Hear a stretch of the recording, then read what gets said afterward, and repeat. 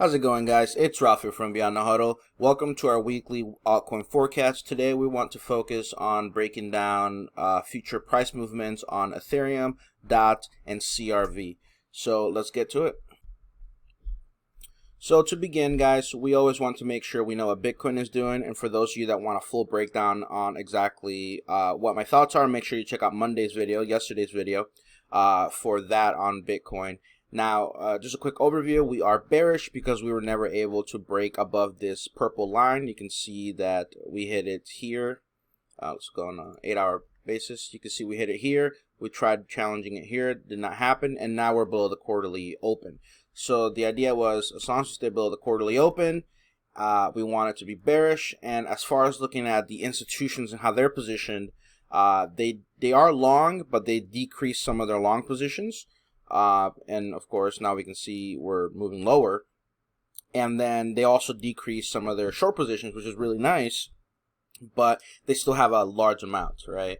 And as we can see here, they are 50-50, so they haven't really chosen one side to commit to. They have no conviction at the moment which way they want to do. So to me, this basically means that if we keep seeing further price down movements because of price, that's what the price is telling me. Again, from yesterday's video, I would like to see them add longs during the down move, much like they did back in August, and that would be a really nice buy scenario. So to get started with Ethereum, again, I'm going to keep this very brief, very simple, because whenever I'm bearish Bitcoin, I'm basically bearish altcoins, and nothing has really changed. Last time we spoke, I posted a picture on Twitter that we were hitting this this orange line, and then we had rejected. We also talked about this on last week's altcoin video, and as you can see, we closed below it. So now we're bearish on the quarter. We're back to bearish on the monthly as well, and we are just going to continue to see downside at the moment. So the question becomes, where would our targets be? Well, again, as we've been talking about for a long time, our target would be a drop to this box right here, this purple box, the purple zone, about 36% lower. And as I mentioned on the video for CRV, we have to also use this right here. So I will be looking, I'm sorry, not CRV, for Ethereum. As I mentioned on the video last week for Ethereum, this would be one of the interesting targets that I would be looking for. So let's go on a lower time frame again and see. Okay, so before we even get to that box, we would hit the previous all-time high. That's a very important level. So about 25%. So 25 and then 36%. And you are still long-term bullish because the yearly candle, you see the yearly open is here, right? So even if we fall 25 to 40%, this yearly candle will be intact and bullish, and that's exactly what we want to see, which suggests that we should be buying that retracement right there. So that's about it for Ethereum, guys. Again, as long as we stay below this orange, I'm bearish. That's all you have to know. And we're in the middle of the month, so SMPDT states we should be starting to see some sort of expansion. So with that being said, let's move on to the next coin. Okay, guys, for our next altcoin here, we're going to talk about CRV very briefly. And again, if we're bearish Bitcoin, the idea was we didn't want to trust the upside on these altcoins, because when they, if you were right about the Bitcoin buys being bearish, then they would do exactly what happened here. And I made the video during this up candle right here. We just missed the first supply zone that I had talked about. We obviously missed the second one. And as you can see, now we're down 25%.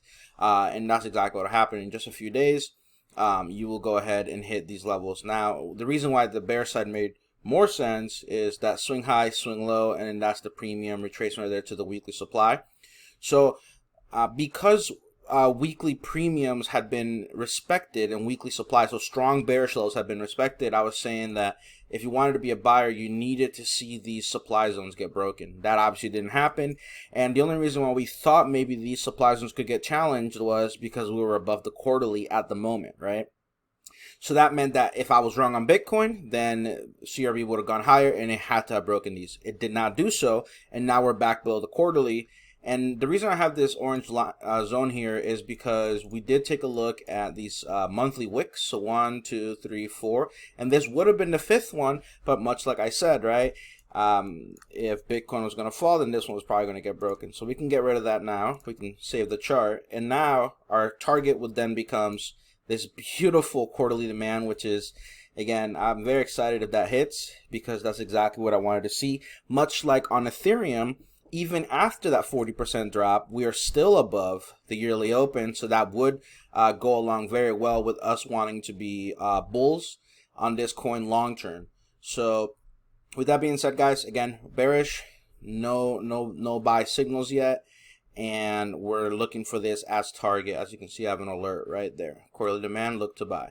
So I'll see you guys for the next coin. Okay, so last but not least, we have DOT. We spoke about this coin 2 weeks ago, so if you want to go check it out, make sure you take a look at that weekly altcoin video. And again, much like on CRV, on the Bitcoin cross here, we're hitting a quarterly demand, and that gets us very excited because, like I said one more time, right? If you're hitting quarterly levels, those don't get hit all the time. You need to take advantage and full of those opportunities. So you can see right here, what have we been talking about? We wanted to make sure that when we're hitting these levels, so there's right there a beautiful weekly demand that coincides with the quarterly demand. You want to make sure you're right at the year, you're staying above the yearly open, right? So if this gets hit, even if you go below it briefly, you want to see a strong rejection there. So then you can, potentially be a buyer. Let's go take a look at the USDT price to see a little more in depth what that one's looking like. And as we talked about 2 weeks ago, my perfect level for buying DOT, would have been $10. So now we're starting to make our way to that level. As you can see, we didn't even try to reclaim these supply zones right here. So Tether, or I don't know why I keep saying Tether, DOT has been super weak, and look what happened here, right? They create this swing high, and they try to fake you out by making you believe that the quarterly is going to be bullish. One candle goes above it, instantly goes below it. So if you were unfortunate enough to believe it was going to break out from here, well, at least you can take a small stop, and now you wouldn't be down an extra, you wouldn't be down an extra 8%. So guys, very, very important. This is why you don't go against the Bitcoin bias. If you're bearish Bitcoin and you are right, these altcoins will retrace, and they will be very aggressive. So let's see how much further we got to go here. About 25%. So that kind of lines up with the Ethereum 25%. We'll have to see how that plays out. But that's about it. I mean, again, there's not much to say. We're just following these bearish levels, making sure that if we are bearish, they keep their continuation. And unfortunately, everyone that's holding on to the hopium that this was the low in the market, it's not looking like it at the moment. Could the market reverse, go up 7-10%? Of course it can. And when and if that happens, then we'll go ahead and review our levels to see if any important ones got broken. And that's how you have to treat the market. You take it level by level, step by step. You don't want to be trying to predict the market to the day, to the minute, to the hour, and think that it's going to work exactly the way you think. Maybe if you do it once, you get lucky. But to try and do that consistently over and over again, trust me, guys, it's very, very hard. I've been doing this for a long time, and it takes a lot of skill to be profitable doing that type of prediction over and over again. It's best to just mark out your levels, see how they react, and then make decisions. And of course, it doesn't hurt that we can also see the smart money and the institutions. So with that being said, if you found some value in this, guys, make sure to give me a thumbs up. Make sure you guys subscribe and press the little bell icon to get notified anytime I make a video. So talk to you guys soon. Take care.